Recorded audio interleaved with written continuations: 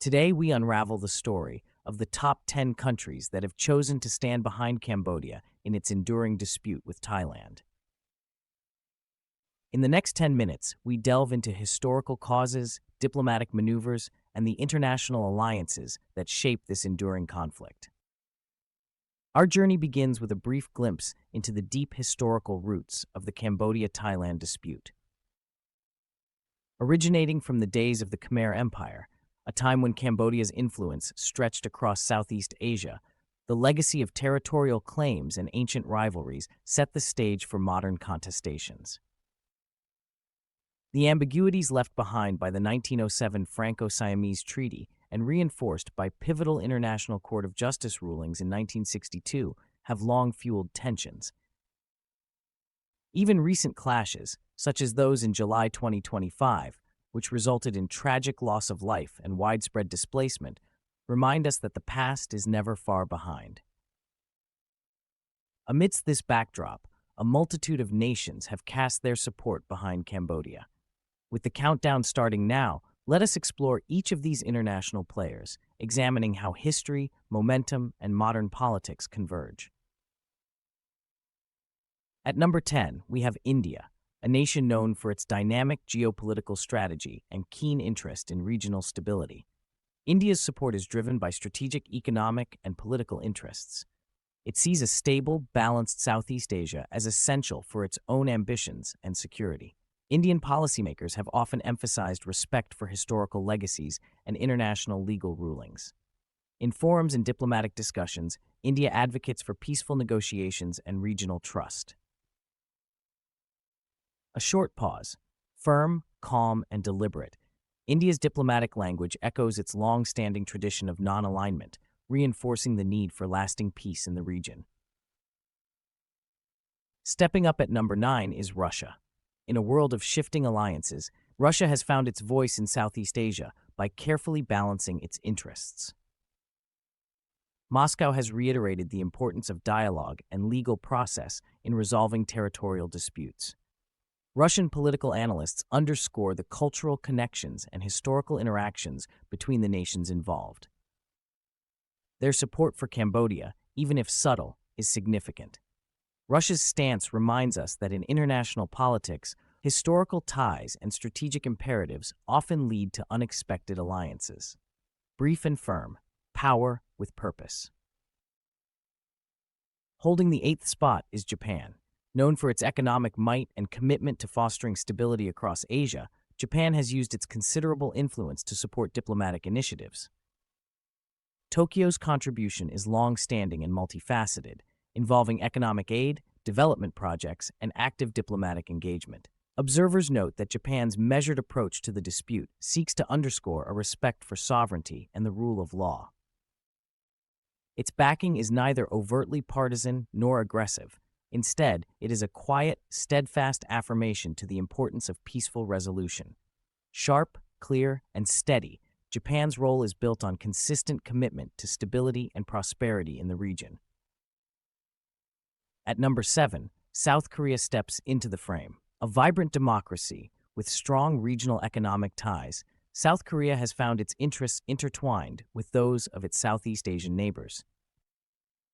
South Korea's support for Cambodia is anchored in shared democratic values and a deep-rooted belief in dialogue as the cornerstone of resolving conflict. The country has offered both humanitarian support and a platform for international discussion. Hear it clearly: short, resolute, and impactful. Their backing is more than a symbol. It represents a commitment to upholding the international order that many in the region depend upon for peace and progress.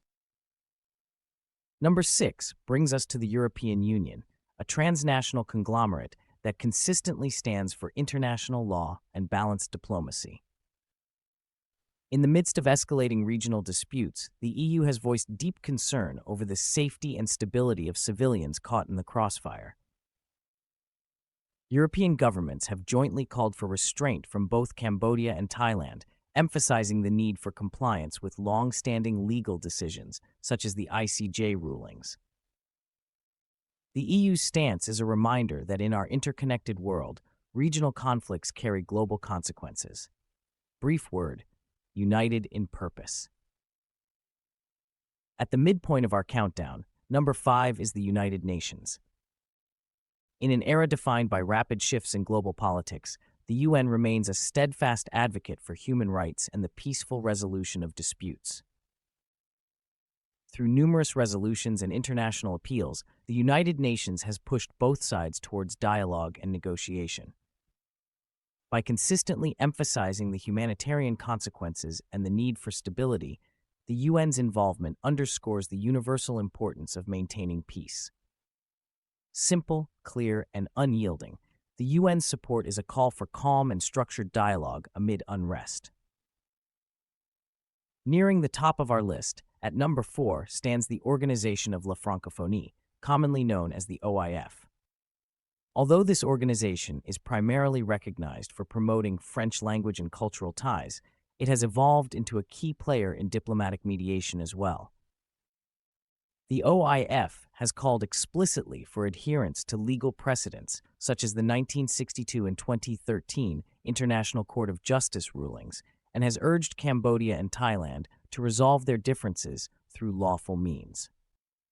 The OIF's voice is distinct and clear, a culturally nuanced plea for order, respect for international rulings, and the primacy of dialogue over conflict, a brief, heartfelt push for rule of law. At number 3, we arrive at ASEAN, the Association of Southeast Asian Nations, which finds its current influence under Malaysia's chairmanship.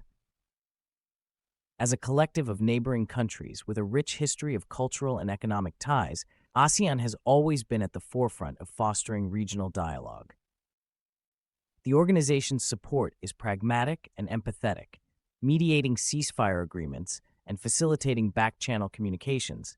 ASEAN has consistently worked to transform heated disputes into opportunities for deeper cooperation and mutual understanding. Their approach is measured and deliberate, offering regional solidarity and a pragmatic framework for conflict resolution.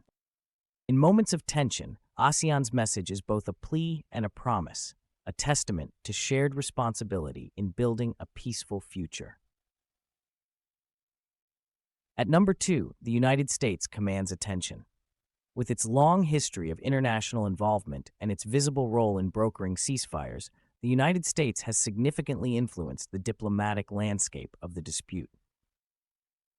American efforts, ranging from direct diplomatic engagement to symbolic gestures, such as Cambodia nominating former President Donald Trump for a Nobel Peace Prize, highlight the multifaceted nature of its support. The U.S. positions itself as a mediator, a facilitator, and a firm believer in a rules-based international order. Its involvement is reflective of a broader belief that strategic alliances can catalyze progress and help maintain a balance of power. A strong, resounding voice that calls for justice and measured diplomacy, the United States stands as a bulwark for those advocating for peaceful resolution. Finally, at the pinnacle of our countdown, number 1 is China. Though its approach may sometimes seem ambiguous, China's role in urging both Cambodia and Thailand to restore peace is a powerful statement of principle. Beijing's emphasis on dialogue, mutual trust, and a return to stable, peaceful relations resonates deeply with many in the region. China's engagement is steeped in the tradition of historical interconnections and shared cultural legacies that date back centuries.